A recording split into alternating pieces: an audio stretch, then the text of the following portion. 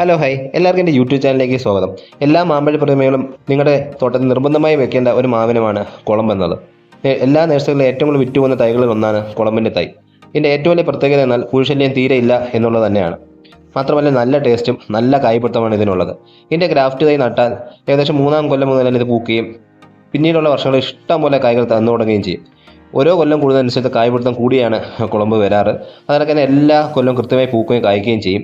ഈ വട്ടം ഇവിടുത്തെ മാമ്പഴ സീസൺ അല്പം ഒന്ന് വൈകിയിട്ടുണ്ട്.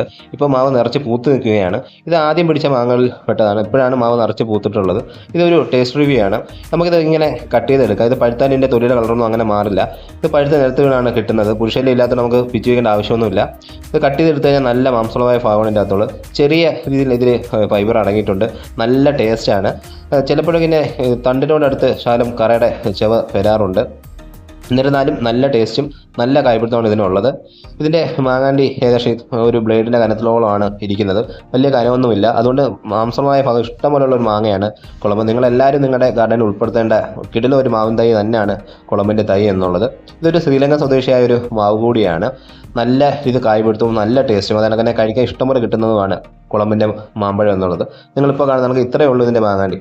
വീഡിയോ ഇഷ്ടം ലൈക്ക് ചെയ്യുക, സബ്സ്ക്രൈബ് ചെയ്യുക. Thank you for watching.